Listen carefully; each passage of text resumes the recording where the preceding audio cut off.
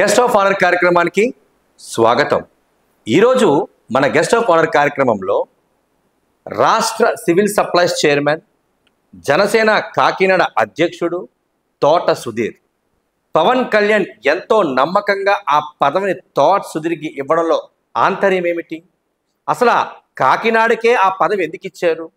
అసలు తోట సుధీర్నే ఎందుకు ఎంచుకున్నారు? ఇవన్నిట్లపైన చర్చించడానికి మనతో పాటు సివిల్ సప్లైస్ చైర్మన్ తోట సుధీర్ మనతో ఉన్నారు. వారితో మాట్లాడే ప్రయత్నం చేద్దాం. నమస్కారం సార్. నమస్కారం అండి సార్, ఎలా ఉన్నారు సార్? బాగున్నాను sir, thank you very much sir. సోమవారం నాడు అమ్మవారి అనుగ్రహంతో మీరు ప్రమాణ స్వీకారానికి సిద్ధమవుతున్నారు. ఎలా ఫీల్ అవుతున్నారు సార్ ఈ పదవి? అసలు నేను ఈ పదవిని ఒక ఛాలెంజింగ్గా తీసుకుంటున్నానండి. పవన్ కళ్యాణ్ గారు అత్యంత నమ్మకంతో ఈ సివిల్ సప్లై చైర్మన్ని నాకు ఇవ్వటం జరిగింది. ఖచ్చితంగా ఆయన ఆశయాలకు అనుగుణంగా నేను పరిగెడుతూ కాకినాడే కాదు మొత్తం ఆంధ్ర రాష్ట్రంలో ఈ సివిల్ సప్లైస్ అనే ఒక ఆహారానికి సంబంధించినటువంటి కూడా ప్రక్షాళన చేసి పవన్ కళ్యాణ్ గారి యొక్క ఆశయాలను నెరవేరుస్తాను. నాకు ఈ పదవిని తీసుకుంటంలో చాలా ఆనందంగా ఉంది. నా మీద ఎంతో నమ్మకం పెట్టుకున్నారు. నేను పార్టీలోకి వచ్చిన అనతి కాలంలోనే నాకు నా యొక్క నిజాయితీని చూసి ఆయన నాకు కాకినాడ సిటీ ప్రెసిడెంట్గా నియమించడం జరిగింది. సిటీ ప్రెసిడెంట్గా నా వంతు నేను నా కంట్రిబ్యూషన్ ఏ విధంగా చేయాలో ప్రజల్లోకి వెళ్ళి మమేక్యమే చేశాను. దాన్ని అనుగుణంగా ఆయన ఎలక్షన్ టైంలో నన్ను పిలిచి, సుధీర్ నువ్వు పార్లమెంట్ కోఆర్డినేటర్గా పనిచేయాలి, ఈ 7 నియోజకవర్గాలని కూడా నువ్వు చేయాలని చెప్పి ఆయన నన్ను పిలిచి జరగడం జరిగింది. తప్పనిసరిగా సార్, మీరంత పెద్ద బాధ్యత నాకు ఇస్తున్నందుకు మీకు నేను కాకినాడ ఎంపీ సీటును మీకు నేను జనసేన నుంచి చేసి ఇస్తానని చెప్పి ఆయనకి ప్రామిస్ చేసి, అదేవిధంగా అత్యంత మెజారిటీతో కాకినాడ పార్లమెంట్ ఉదయ్ శ్రీనివాస్ గారిని నెగ్గించి ఆయనకు అప్పచెప్పడం జరిగింది. సార్, రైట్, బాగానే ఉంది.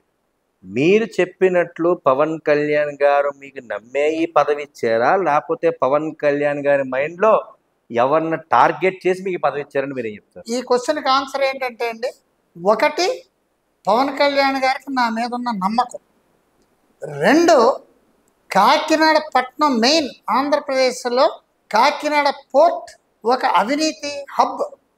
ఈ కాకినాడ వాస్తవ్యుడు సుధీరు, ఇతను నిజాయితీపరుడు, రూపాయి ఆశించిన వ్యక్తి, కాకినాడలో ప్రక్షాళన చేస్తాడు. ఈ దందా ఉంది చూసారా, ఎవరిది? కాకినాడ మాజీ ఎమ్మెల్యే చంద్రశేఖర్ రెడ్డి పోర్ట్లో చేసే దందాను అరికట్టడమే సుధీర్ గారిని ఇక్కడ తీసుకురావడానికి ముఖ్య ఎజెండా అని మీ అందరికీ తెలియజేస్తున్నాను. సరే సార్, మీరేమో చంద్రశేఖర్ రెడ్డిని టార్గెట్ చేసి చంద్రశేఖర్ రెడ్డి కోసం పట్టుకొచ్చారని మీరు అంటున్నారు.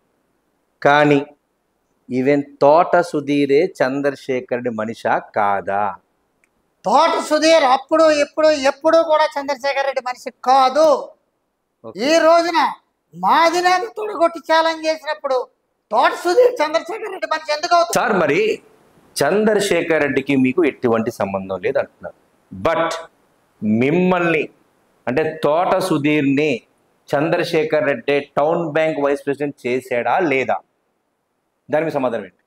చంద్రశేఖర్ రెడ్డి టౌన్ బ్యాంక్కి అసలు ఎటువంటి సంబంధం లేదు.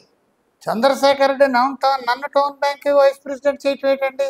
నేను స్టూడెంట్ లీడర్గా ఉన్నప్పుడు 1996లో గౌరవనీయులు మాన్యులు కేవీఆర్ చౌదరి గారు నన్ను మా నాన్నగారి మీద ఉండేటువంటి ఒక నమ్మకంతో, ఆయన యొక్క నిజాయితీని చూసి, సుధీర్ కూడా ఇటువంటి టౌన్ బ్యాంకులో ఉన్నట్టయితే ఈ బ్యాంక్ మంచి అభివృద్ధి పదంలోకి నడుస్తుందని చెప్పి నన్ను కౌరు పంపించి, బాబు నువ్వు టౌన్ బ్యాంక్లో నిన్ను డైరెక్టర్గా చేస్తున్నాను, నువ్వు అది చాలా ప్రతిష్టాత్మకమైనది, నువ్వు కాకినాడ టౌన్లో ఈ బ్యాంక్ని మంచి అభివృద్ధి పదంలో తీసుకెళ్లాలని చెప్పి నన్ను తీసుకెళ్ళి టౌన్ బ్యాంక్ డైరెక్టర్గా 1996లో నన్ను నియమించడం జరిగింది.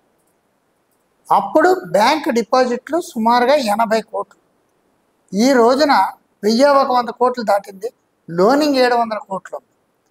కేవలం ఇది నేను అంచెలుగా ఆనాడు చౌదరి గారు చెప్పినటువంటి ఆశయాలతో, ఆయన యొక్క సూచనలతో నేను ఆ బ్యాంకులో అంచెలుగా నా వంతు శక్తి వంచన లేకుండా ప్రయాణం చేసి గత 8 సంవత్సరాల క్రితం నేను ఆ టౌన్ బ్యాంక్ వైస్ చైర్మన్గా యునానిమస్గా ఎన్నుకోవటం జరిగిందండి. 96 నుంచి కూడా నేను ఆ టౌన్ బ్యాంక్కి ఎప్పుడూ యునానిమస్ డైరెక్టర్. ఓకే సార్, ఒకళ్ళు చెప్తే అబద్ధం, ఇద్దరు చెప్తే అబద్ధం, కానీ చాలా మంది చంద్రశేఖర్ రెడ్డే మీకు వైస్ ప్రెసిడెంట్ పెట్టారని కోడే కోస్తుంది. మరి దానికి సమాధానం ఏంటి? అసలు చంద్రశేఖర్ రెడ్డికి town bank is nowhere concern. He is only customer of our bank. He is not at all concern with the board. అయితే ఇప్పుడు రవీంద్ర గారు చైర్మన్ దానికి, చిట్టూరు రవీంద్ర గారు చౌదరి గారు కలుడు, ఎక్స్ ఎంపీ, ఎక్స్ ఎమ్మెల్యే. అలాగే ఎలైట్ ఆఫ్ ది టౌన్ అంతా మెంబర్స్. అందులో ప్రొఫెషనల్స్ అందరూ ఉన్నారు. లాయర్లు ఉన్నారు, అడ్వకేట్లు ఉన్నారు, వీళ్ళు ఉన్నారు, ఎవరు ఆడిటర్స్ ఉన్నారు, ఇంజనీర్స్ ఉన్నారు, డాక్టర్స్ ఉన్నారు. All the elite of the town has formed into a committee which is been guided by SRMT Chaudhary. Okay sir, ఇప్పుడు మీరు రేపు పదవి ప్రమాణ స్వీకారం మీకు ఉంది సోమవారం నాడు. యానం నుంచి ఆయిల్ కానీ పెట్రోల్ కానీ ఏకంగా పైపులతో కూడా దందా జరుగుతుంది. మరి ఈ దందాని తోట సుధీర్ అరికట్టగలడా? ఖచ్చితంగా తోట సుధీర్ అరికట్టగలడు. ఎందుకంటే తోట సుధీర్కి ఒక పెట్రోల్ బంక్ యజమాని అన్నది గుర్తుపెట్టుకోండి.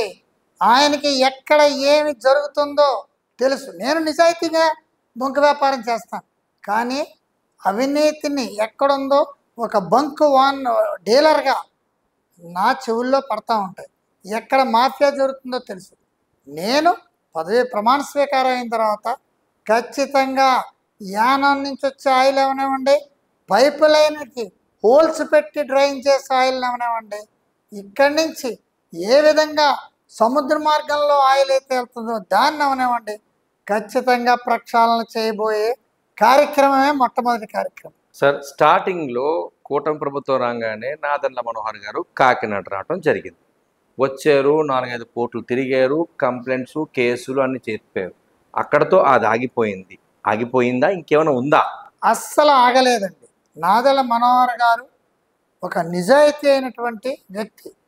ఆయన ఈ యొక్క జనసేన పార్టీ పవన్ కళ్యాణ్ గారితో కలిసి ఈ పార్టీ ఈ రోజున ఈ స్థాయికి రావటానికి కారకుడైనటువంటి ఒక దృఢమైన మూల స్తంభం. ఆయన వచ్చి రాగానే ఫస్ట్ ఈ కాకినాడ పోర్టుని తనిఖీ చేయటం, అక్కడ ఎవరైతే ద్రోహులు ఉన్నారో, ఎవరైతే అవినీతి పరులు ఉన్నారో వాళ్ళ మీద కేసులు బనాయించడం జరిగింది. వాళ్ళ మీద యాక్షన్లు తీసుకుంటున్నారు. చట్టం తన పని తన చేసుకొని వెళ్తుంది.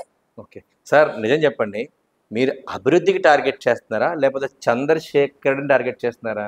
ఒక వ్యక్తిని మేము ఎందుకు టార్గెట్ చేస్తామండి? ఒక వ్యక్తిని ఎప్పుడూ టార్గెట్ చేయం. మేము చేసేది ఏంటంటే అవినీతి నిర్మూలన, అభివృద్ధి. అంతేగాని అది చంద్రశేఖర్ రెడ్డి గారా, ఎక్సా, వైఆ, జెడ్ అనేది ఇమిటేరియన్. మా ఎజెండా అవినీతి నిర్మూలన, ప్రజలకి మంచి సుభిక్షమైనటువంటి ఒక ఆహార పదార్థాలు అందాలి, అందరికీ ఇంటింటా రేషన్ వెళ్ళాలి, మంచి నాణ్యత గల సరుకుల్ని ప్రజలకు అందివ్వాలి. ఇటువంటి దీంట్లో ప్రక్షాళన చేస్తూ వెళ్తుంది తప్ప మేము ఒక పర్టికులర్ పర్సన్ మీద మా టార్గెట్ కాదు. It is only collective target for the development of the society, for the development of the state and for the development of the country. Okay sir.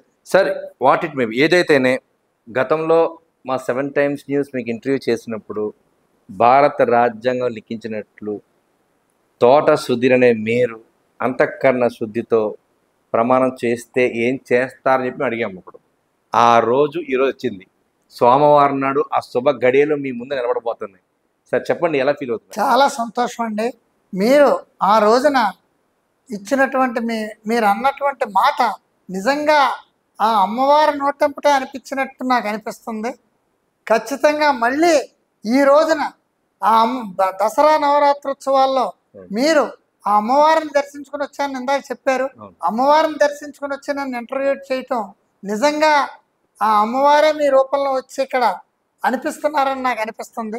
చాలా సంతోషంగా ఉందండి. సార్, ప్రమాణ స్వీకారం చేసిన తర్వాత మీ ప్రణాళిక ఏ రకంగా ఉండబోతుంది? అంటే అభివృద్ధి ఏ రకంగా, తనిఖీలు అనేది ఏ రకంగా జరగదు? ఎందుకంటే సివిల్ సప్లైస్ అనేది చాలా పెద్ద ఇదనమాట. స్కూల్స్లోనే మీ ఇన్వాల్వ్మెంట్ ఉంటుంది, హాస్పిటల్లో ఉంటుంది, అంటే ప్రతి చోట ఫుడ్ వెళ్తుంటుంది. ఏ రకంగా తోట సుధీర్ ముందుకెళ్ళబోతున్నారంటే మీ సమాధానం అండి? ప్రమాణ స్వీకారం అయి వెంటనే ఎక్కడైతే అవినీతి జరుగుతుందో ఏ గొడవల్లో అయితే సరుకు అవినీతిగా ఉందో ఇవన్నిటినీ కూడా ఖచ్చితంగా బుల్లెట్ చెక్స్ పెడతానండి. ఓహో.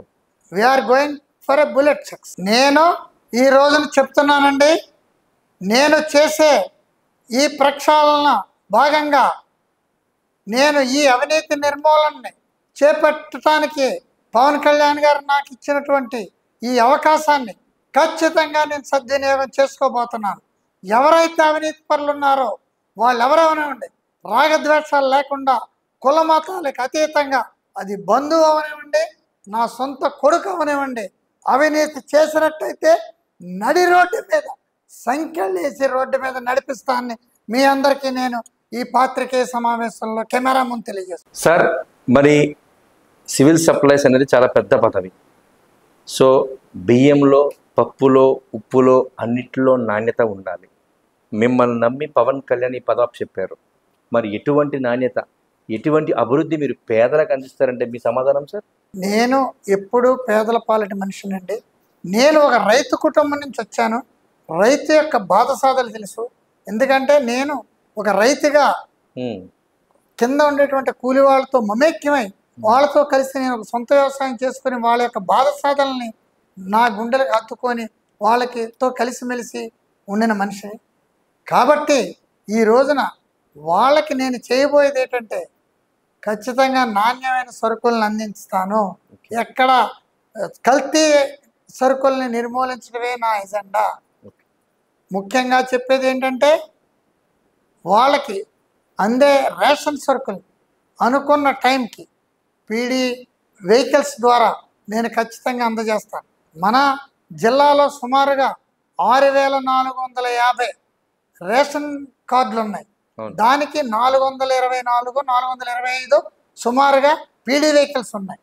కానీ దానికి సరిపోయినటువంటి మ్యాన్ పవర్ లేదు. దానికి డిప్యూటీ ఎంఆర్ఓస్ 9 మంది అవసరం. కాబట్టి ఈ రోజున 2-3 ఉన్నారు. నేను దీన్ని ఖచ్చితంగా కలెక్టర్ గారి దృష్టికి తీసుకెళ్ళి ఖచ్చితంగా 9 మంది తహసీల్దారుల్ని వేయించి రేషన్ని వాళ్ళకి అనుకున్న టైంలో అనుకున్న విధంగా నాణ్యత కల ఇది ఎక్కడ కొలమానాలకి తక్కువ కాకుండా వాళ్ళకి ఇచ్చే భాగంగా నేను చేస్తాను. ఇంకోటి కూడా మీకు చెప్తున్నాను, కాకినాడ సమీపంలో కొన్ని వీటిని కలిపేశారు. ఈ పీడీ గొడౌన్స్ అని కానీ, తర్వాత మండల్ లెవెల్ స్టాక్ పాయింట్స్ని కానీ ఇవన్నీ కూడా ఖచ్చితంగా ప్రక్షాళన చేసి పీడిఎస్ గొడౌన్స్కి ఖచ్చితంగా నాణ్యత గల సరుకు ఖచ్చితమైన కొలమానంతో గవర్నమెంట్ యొక్క వే బ్రిడ్జ్లు ఎక్కడున్నా ఉన్నట్టయితే వాటిల్ని కూడా మరమ్మతు చేయించి వాటిల్ని మీద ఖచ్చితంగా తూనికలు కొలతల వాళ్ళతో దాన్ని ఖచ్చితంగా మెజర్మెంట్లు పెట్టించి గవర్నమెంట్ నుంచి ఖచ్చితమైన బియ్యాన్ని గొడౌన్స్కి వెళ్ళి, గొడౌన్ నుంచి స్టోర్స్కి వెళ్ళి, ఫేర్ షాపుల నుంచి ఇంటింటికి కూడా రేషన్ వచ్చే విధంగా నేను ప్రణాళిక రూపొందించబోతున్నాను. సార్, మీరు పవన్ కళ్యాణ్ పుట్టినరోజు నాడు మొక్కలు కొన్ని వేల మొక్కలు నాటారు మీ కార్యకర్తలతో. మీరు ఒక్కొక్క మొక్కకి 100 ఏళ్ళు పైబడే వయసు ఉంటుంది. సో చాలా అభివృద్ధి కార్యక్రమాలు చేశారు. సమాజంలో విద్యావంతుడు రాజకీయాల్లోకి వస్తే ఎలా ఉంటుందని ఊహించారో దాన్ని మీరు చూపిస్తున్నారు. ఇంకా తోట సుధీర్ నుంచి ఇటువంటి అభివృద్ధి కార్యక్రమాలు ఏదైనా ఎక్స్పెక్ట్ చేయొచ్చా ప్రజలంటే? మీ సమాధానం సార్? ఖచ్చితంగా చేయొచ్చండి. ఇప్పుడు అక్కడ వేసిన మొక్కలంతటితో ఆగలేదు. ఆ మొత్తావారిది మొత్తం పూర్తిగా వేసేస్తాం. తర్వాత అక్కడ ఒక పార్క్ కేటాయించినటువంటి ఒక ల్యాండ్ ఉంది. దాన్ని ఒక మంచి పార్క్ చేసి ఆ ఏరియా వాళ్ళకి వాకింగ్ ట్రాక్ తయారు చేద్దామని చెప్పి నేను కమిషనర్ భావని గారితో మాట్లాడటం జరిగింది. అక్కడ కొంత గవర్నమెంట్ ల్యాండ్ కూడా ఉందన్న దృష్టికి వచ్చింది. ఆ గవర్నమెంట్ ల్యాండ్ని సర్వే చేయించమని నేను కమిషనర్ గారితో చెప్పడం జరిగింది. ఖచ్చితంగా గవర్నమెంట్ ల్యాండ్ని ఇచ్చేసి సర్వే చేయించి దానికి ఫెన్సింగ్ వేయించి ఆ గవర్నమెంట్ ల్యాండ్లో ఏదన్నా ప్రజలకు ఉపయోగపడేది మంచి పిల్లలకి ఇప్పుడు షటిల్ కోర్టులని లేకపోతే ఒక వ్యాయామశాల, ఇప్పుడు అందరికీ కూడా హెల్త్ కాన్షియస్ చాలా ఎక్కువైపోయింది కాబట్టి ఒక మంచి జిమ్ లాంటిది కానీ ఏదైనా what is correctly needed for the public, either to the ladies or to the gents or to the senior citizens, దాన్ని ఆ విధంగా నేను అక్కడ రూపొందించబోతున్నాను. అదే కాదు, కాకినాడ ఇప్పుడు మెడ్రాసు విశాఖపట్నం తీసుకోండి, బీచ్కి వెళ్ళాలంటే it is in between the city. అవునండి. So Kakinada is also beach is nearer, but the way is not correct. Kalpana Center means after all it is a few kilometers అవునండి. when compared to other cities. So my this thing is right from Dairy Farm Center, కుంభాభిషేకం రేవు దగ్గర దాకా కూడా పక్కా roads వేసేసి road side అంతా కూడా మంచి plantation చేసి 1 or 2 ప్లేసెస్లో పోలీస్ చెక్ పోస్ట్ కూడా పెట్టిస్తాం. ఓకే. ఎందుకంటే ఇది ఒక పర్యాటక కేంద్రంగా అవును. తయారు చేసి, ఎందుకంటే ఒక బీచ్కి వెళ్ళారంటే ఇప్పుడు now it is busy schedule, both gents and ladies are all working. అవును సార్. వాళ్ళు ఏదో ఈవినింగ్ రిలాక్సేషన్ వచ్చిన తర్వాత they want to take their children for some Free trip time. For relaxation. So వాళ్ళు వచ్చి వెళ్ళేటప్పటికి లైట్ ఫెయిల్యూర్ అవుతుంది. సో అటువంటి ఏరియాల్లో ప్రొటెక్షన్ ఇస్ నీడెడ్. అందరికీ 4-wheelers ఉండవు కదా. So I want to, my plan is to put 2 or 3 check post in between the lane of 4 to 5 kilometers. Okay sir. In the beach also I want to okay. promote it and tourism spot గా చేద్దాం. కాకినాడలో బీచ్కి వెళ్ళాలి అంటే ప్రతి ఒక్కళ్ళు ఒక 5 నిమిషాల్లో బీచ్కి వెళ్ళిపోయేలాగా ఆ రోడ్డును డెవలప్ చేద్దాం అనుకుంటున్నాం. అది ఒక ఫస్ట్ ఎత్తు. తర్వాత ఈ కాకినాడలో హాస్పిటల్స్ ఉన్నాయి. అవునండి. హాస్పిటల్లో సౌకర్యాలు లేవు, సరైనటువంటి వైద్య సదుపాయం అందట్లేదు. సో నేను ఖచ్చితంగా ఆరోగ్యశ్రీ మంత్రి గారితో మాట్లాడి మంచి వాతావరణానికి, అంటే హాస్పిటల్ అంటే ఎలా ఉండాలంటే అండి, it should not be like a bazaar or a commercial place. When కొన్ని కార్పొరేట్ హాస్పిటల్స్లోకి వెళ్తే you feel that you are going to big star hotel. ఎందుకంటే పేషెంట్స్కి greenery, atmosphere, it is 25% of the disease will be cured. Yes. So in that way, it is just like a Koragayal bazaar or a fish market. It is the patients will go into depression. Yes. So దాన్ని కూడా మంచి వాతావరణం తీసుకొచ్చి buildings అన్నీ కూడా ఉన్నాయి కొంచెం జరిపి వాటిలన్నింటిలో కూడా ప్రక్షాళన తీసుకొద్దాం. అదేవిధంగా పూర్వం ప్రతిష్టాత్మకమైన కాలేజ్ ఉంది, స్కూల్స్ ఉన్నాయి. ఆ స్కూల్స్ని కూడా బాగా మంచి ఇచ్చేసి కాకినాడ సిటీలో కూడా గ్రీనరీని డెవలప్ చేసి ఖచ్చితంగా కాకినాడ సిటీని ఒక స్మార్ట్ సిటీగా చేద్దామని నా ఇది. ఎనీహౌ థ్యాంక్ యూ సార్, మీ విలువైన సమయాన్ని మాకు ఇచ్చినందుకు. మా 7 Time న్యూస్ తరపు నుంచి, ప్రజల తరపు నుంచి మీకు శుభాకాంక్షలు. సో అమరణ మీ ప్రమాణ స్వీకారం బాగా జరగాలని కోరుకుంటున్నాం. Thank you so much sir. Thank you very much sir for your kind interview. You have taken your very valuable time and asked me what are my intentions and what is my future plan in the future journey. I have explained to you. This will be this thing for a public also. ఒక సందేశాన్ని నేను మీ ద్వారా ప్రజలకు అందజేస్తున్నాను. ఈ అమ్మవారి యొక్క దసరా నవరాత్రుల్లో మీరు వచ్చి ఇది అడిగి నాతో చెప్పినందుకు మీ 7 Times టీవీ వారికి, మీ సిబ్బందికి కూడా నేను ప్రత్యేకమైన ధన్యవాదాలు తెలియజేస్తూ, అమ్మవారి యొక్క కరుణా కటాక్షాలు మీ కాకినాడ ప్రజల మీద, ప్రత్యేకంగా మీ మీడియా మీద, అందులో నన్ను ఇంటర్వ్యూ చేసినటువంటి ఈ 7 Times మీ న్యూస్ మీద కూడా ఉండి ఇంకా అంచెంచెలుగా మీ యొక్క మీడియా పైకి రావాలని చెప్పి కోరుకుంటూ సెలవు తీసుకుంటున్నాను. జై Hind. Thank you so much sir. Thank you.